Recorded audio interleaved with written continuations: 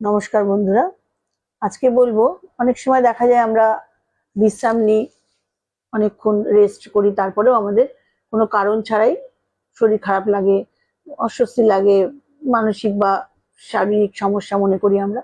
কিন্তু সেটা কিন্তু সবসময় আপনার অলসতা নয়, সবসময় কিন্তু সেটা মানসিক কোনো প্রবলেম নয়, এটা এনার্জি ব্লকেজ হতে পারে।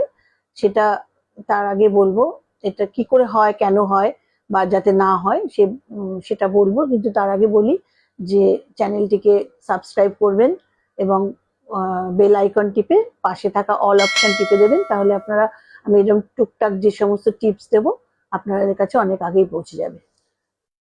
এবার আসল কথায় আসি।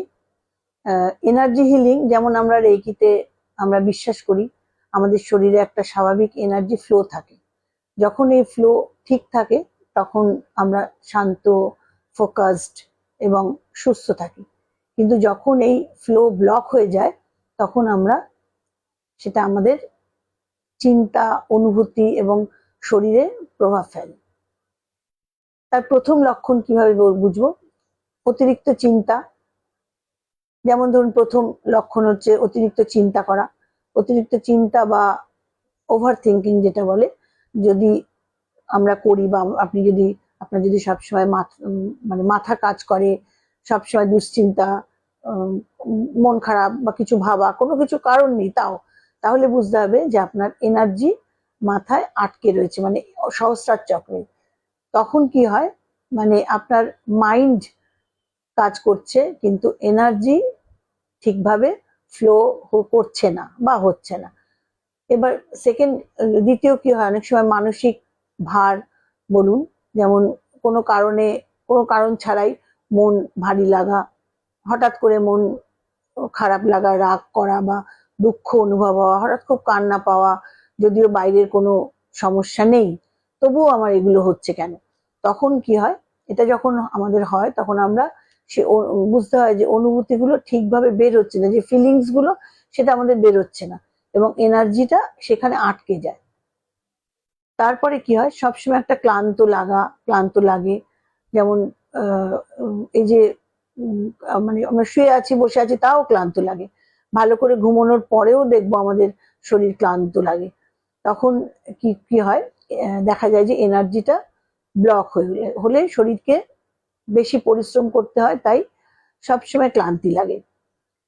তারপরে কি হয়, জীবনে আটকে যাওয়া প্রচুর জিনিস তো প্রত্যেক মানুষেরই থাকে।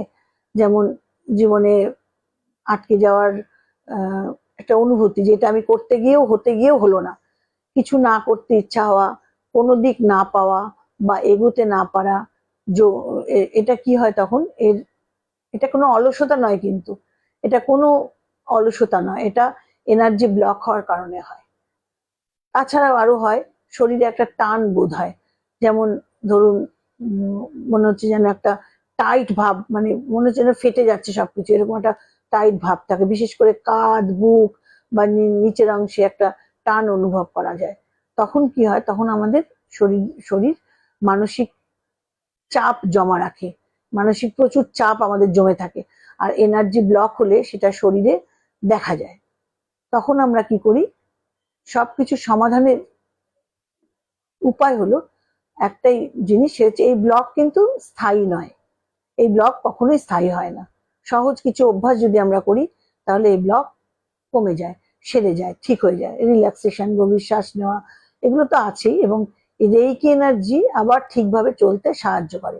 আপনি যতই ওষুধ খান, যাই খান, সেটা আপনার কিছুদিন হয়তো কাজ করবে, কিন্তু একটা জিনিস মনে রাখবেন, যে এইগুলোর মধ্যে যেগুলো বললাম এগুলো একটাও যদি আপনার মধ্যে থাকে তাহলে আপনাকে অতি অবশ্যই রেইকিটা করতে হবে। এবং এর থেকে সহজ পথ বোধহয় আর নেই এই সমস্ত থেকে বাঁচার।